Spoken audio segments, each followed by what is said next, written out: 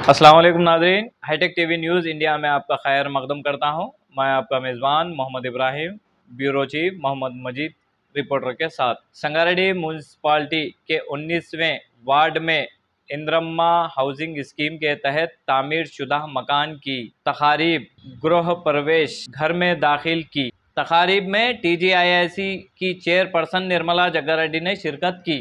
इस मौके पर निर्मला जग्गारेड्डी ने खिताब करते हुए कहा कि देहात और शहरों में बगैर किसी घर मुस्तहिक ख़ानदानों को इंदिरम्मा हाउसिंग स्कीम के ज़रिए घरों की सहूलत फराहम की जा रही है।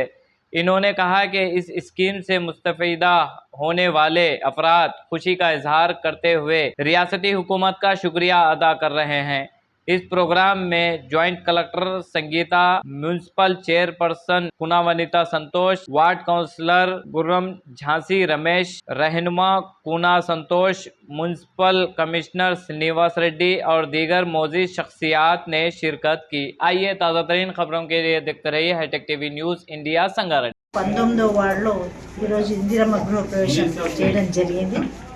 మరి ఈ కార్యక్రమానికి చేసిన మున్సిపల్ చైర్మన్ గారు, అలాగే వార్డ్ కౌన్సిలర్స్, మరి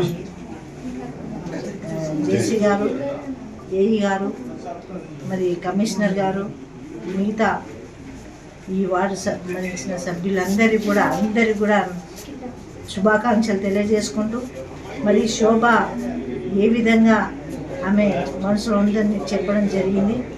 భర్త లేడు, నేను నా ఒక్క బిడ్డను పెట్టుకొని కిరాయి ఇంట్లో ఉంటుంటే నా వల్ల కాదు, ఈ జన్మలో నాకు ఇల్లు అంటూ నేను అనుకోలేదు, కల్లో కూడా అనుకోలేదు. కానీ ముఖ్యమంత్రి రేవంత్ రెడ్డి గారు మరి ఏదైతే మాట ఇచ్చిందో ఆ మాట ప్రకారంగా ఈరోజు మాలాంటి వాళ్ళకి ఆదుకున్నాడు.